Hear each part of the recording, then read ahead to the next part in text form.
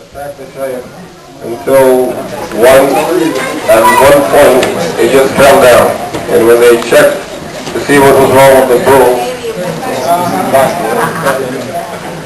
they discovered that his throat had been broken somehow, or his neck was already broken.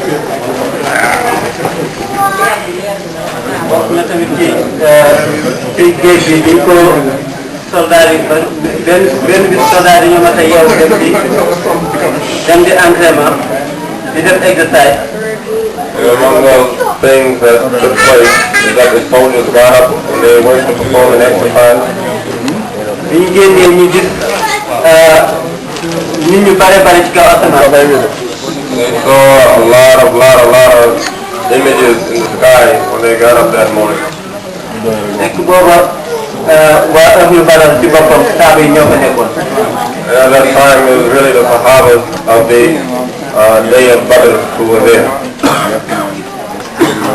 bi ñu ñëwee ñoom seen bopp ñu tiit parce que xam ñu lu mu doon.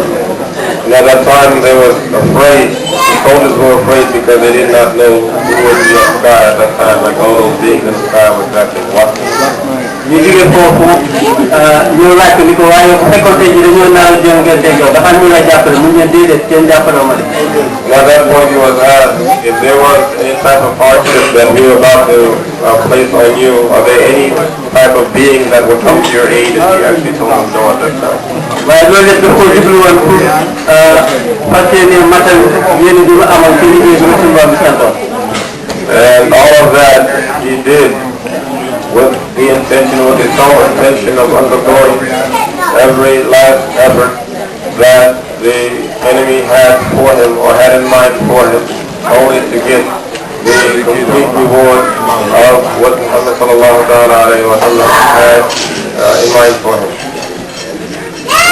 bokk na tamit ci yu benn xale bu ñëw bu xale tubaab ñëw fekk ko fa génne jaati ni ko yow sëñ Tuubaa moytu ma sama baay moo daan rey nit yàlla yëpp daan ñëw te boo moytu man mii dinaa la rey. Also among that was one who pulled a sword on the Shaykh himself, told the Shaykh, my father used to kill the people of Allah. You came here, if you're not careful, I will kill you myself. mu ñëw bu mu jógee mu jug daal fekk ba mu doon amee daal ak xalima bi di bind waaye dafa jug xalima bi la ko joxal moom xale bi ci ba taw.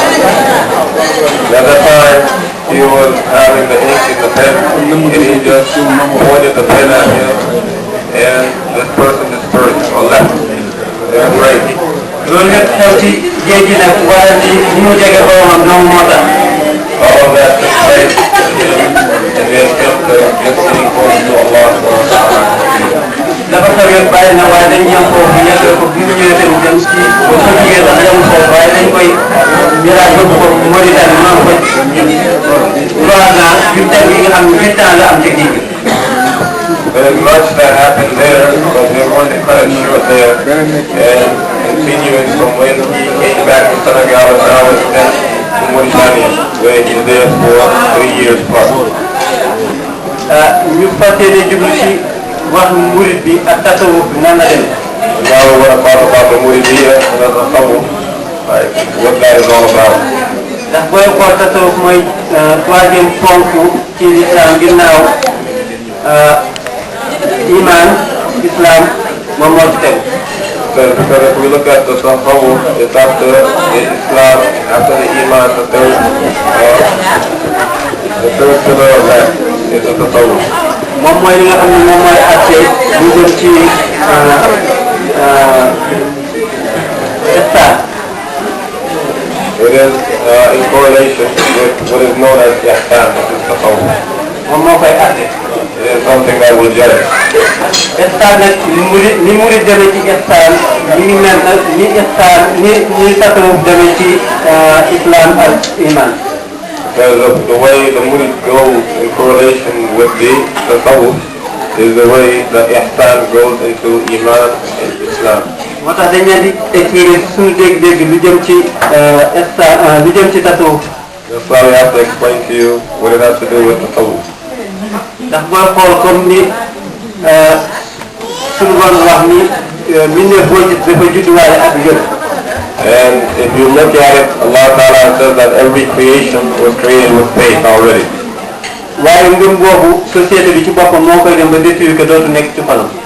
However, that faith is changed either by the society itself that this creation happens to be part of. li koy defaraat nag li tax li ñëw benn xam-xam bi koy defar mooy islam moo ñëw réparé waat ko tegaat ko en ordre. What repairs that is the Islam that comes and it puts that back in order. waaye islam boobu li koy teelal mooy ihsan te ihsan boobu tasawuf moo koy def. And what is going to make that Islam complete is the ihsan, and what ihsan is going to be completed by or is going to be balanced by is the tasawwuf. kon booy seet dafa mel ni jàppalante la islam bi moo ñëw jàppale iman bi bu taxawaat ihsan bi ñëw jàppale islam bi bu taxawaat. So as we can see, there is the effect of Islam, of the iman from the ihsan, every branch of that being a support unit for the others. waaye boo gis lu tax ñuy accusé tasawuf comme lu yàq société comme jamono ji ñu toll ñu bëgg ko comparé li bokkul ci diine. We want to compare the Islam or the ihsan to the deen itself. We see that a lot of things are now in ruin in society because of the lack of the very practice of those.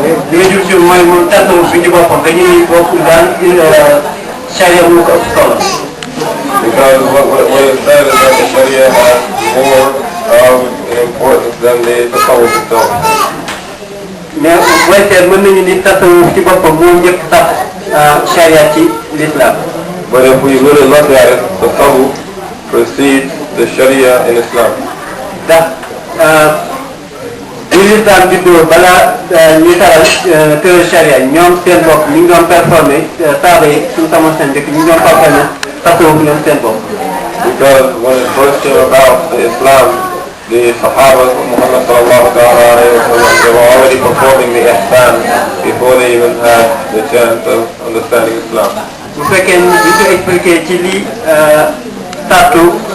tasawuf bu ñu ko fekkee foofu lañ ko expliqué dinañ ko gis ci saaba yi te boobu charia taxaw ko woon.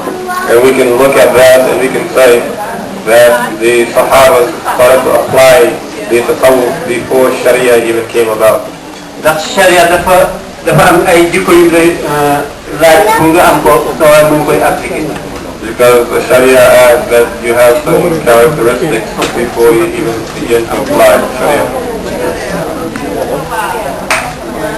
ñu ni bokk na ci ñu lim ni jikko yooyu 7 jikko la juróom-ñaari jikko. There are 7 personalities, characteristics, or if you may, what is known as competencies that it has. muy njëkk nañ ci wax ñu ni mooy noppi. Is to be silent. bañ a di jaxasoo nit ñi. And not being very interactive with the people. di moytu lu jëm ci bidaa. And also be distant from anything that will cause bid'ah, innovation. di dëkkal ci sa lami bi toujours. And also beg for forgiveness or make it a habit to ask for forgiveness. di faral di veiller guddi di bañ a nelaw guddi. And also not sleeping much at night. ba pare am jikko yu rafet.